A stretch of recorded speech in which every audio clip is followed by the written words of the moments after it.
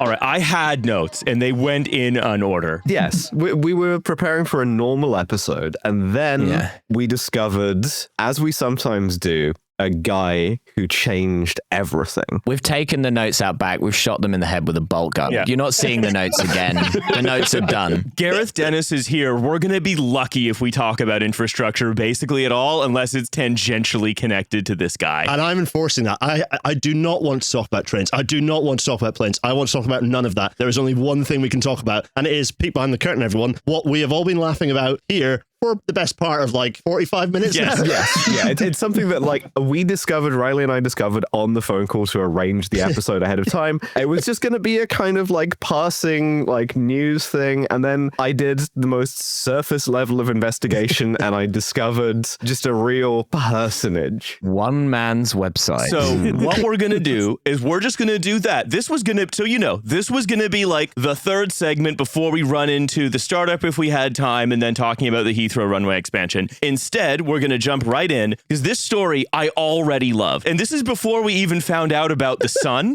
Yeah. The sun, not the sun, the star, the sun, SOM. Yeah. This is like one of the suns of all time. Yeah, we need another Heathrow runway just for this guy's business trips. He's a jet setter. He needs a dedicated runway. This harkens back to probably my favorite UK political story of the last several years, which was, of course, the very unfair and biased character assassination of the Honourable Scott Benton by cowardly undercover journalists who didn't even say they were trying to trick him into breaking the law to lobby for gambling. And I think that just on that alone... You have to tell me you're a journalist, otherwise it's entrapment. Yeah, hold on to that thought.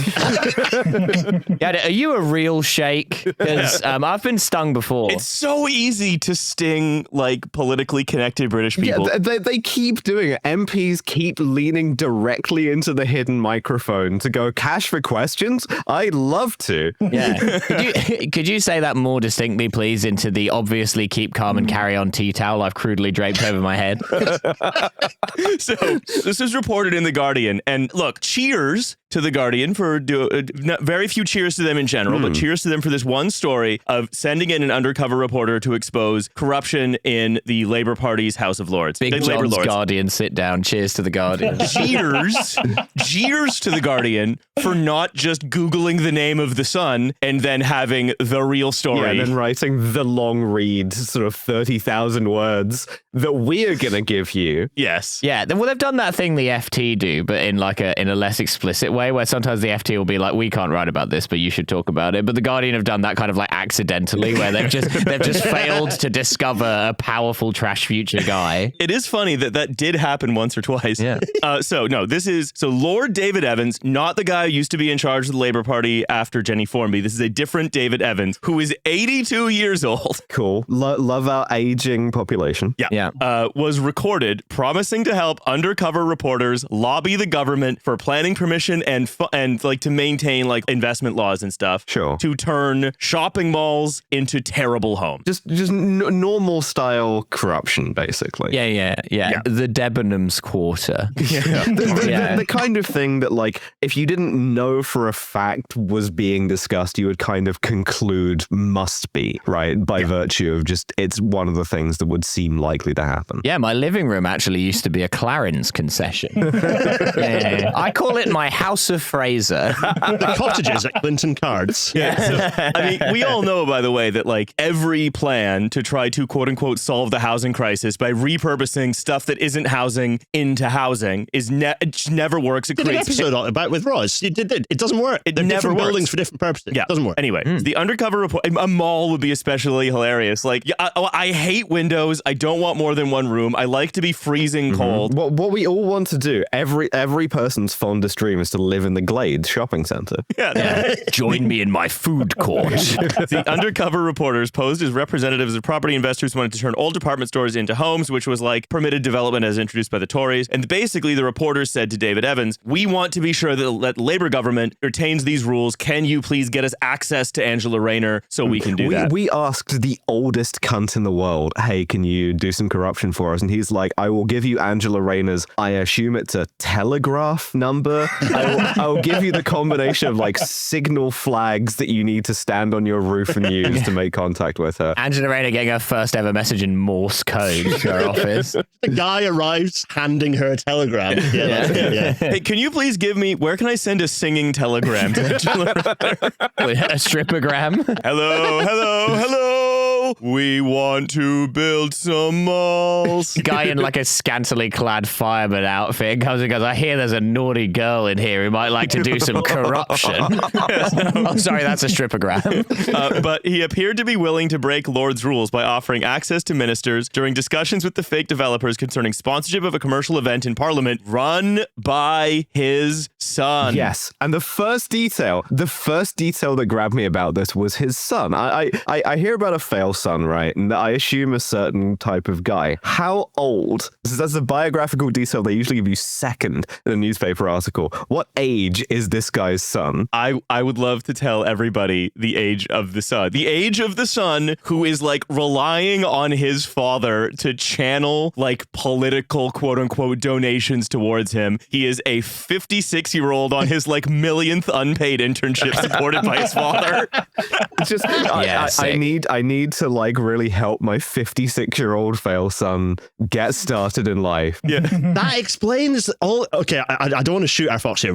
There is a website coming up. That's all I'm going to say for that. But suddenly, I didn't realize intern energy. Suddenly, the website is that bit more explained. It's heavy internet. Anyway, right. I think if anything, this guy is a success son. Like I've read his website. This guy's leading a life. As someone who's like taken their son to work today, I do have to say that like your son does look kind of horrified by the podcast. Taking my 56-year-old son to work. Yeah. Bring your 56-year-old son to work, Dave. Yeah, of course. So then Richard Evans this is how he's described in the Guardian article. During these discussions, Richard proposed creating opportunities alongside the event to meet ministers in Parliament, making it very clear the payment of £25,000 to his company for the sponsorship had to happen first. The House of Lords event at the heart of these discussions is one of at least 4 run by Richard Evans. So Richard Evans has like 4 companies that are just there to take like money from people.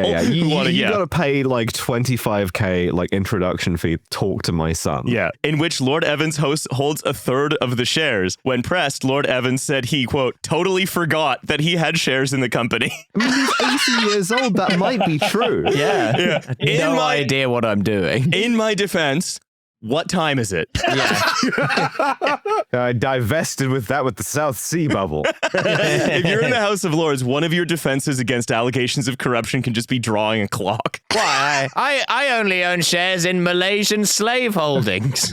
Well, when he was like a middle-aged man, like it'd probably be very common to have like an and son's business, right? So he probably is just sort of treating it in that way. Like, you know, what's right? Like if a cobbler can do it, why can't I? And I mean, I guess in the strictest sense, if the House of Lords can't be a family business, what can it be? So later in the meeting, he said, before the event, we start introducing these people. And by the way, there's nothing untowards about this. We're just thinking creatively. That's a really funny like proviso to like begin a meeting with. It's very much like the Eric Adams thing of like, after getting arrested every day, I start every meeting by telling people to obey the law. Just sitting down and being like, right, so we all agree there's nothing criminal about what we're doing here. Now on to the crimes. One way of defending this is basically by saying, but look, this country has a loneliness crisis, right? And he's like fulfilling his part in like trying to aid that by like introducing people. And if they happen to make a friend that they can do business and deals with, and like, what's the harm in that, right? Just trying to build a relationship with my son. Is 25 grand really too high a price to pay to end male loneliness? Yeah, because it's just like an elite social club, right? You know, it's like the super elite speed dating things where you also have like a high premium to sort of get in, apparently. Yeah, it's like a very specific dating network where one side is like construction firms and the other side is Angela Rayner. So what he actually did, right? So let's go into this further. According to his son, Lord Evans had been nervous before the meeting that David Evans then dialed into, with Richard Evans saying to the Guardian reporters, he's worried, he thinks that this could just be the Guardian. He's ever so close. Getting warmer. I thought it was weird when those construction guys turned up wearing Guardian lanyards, Guardian work IDs. A bunch of them had bylines in the Guardian, but they assured me it was just a coincidence. Yeah, when these construction guys turned up and asked if there was a vegan option. But their hands were very soft. I thought it was weird that they sat down and started telling me about like how trans women are men. I'm just like, this doesn't really relate to mostly about wild swimming. I don't understand why. It was weird. They were two guys who owned a construction or who represented guys who owned a construction company, but they seemed to really hate their colleague Owen Jones. Weird. Anyway. Yeah, I didn't know he was in construction.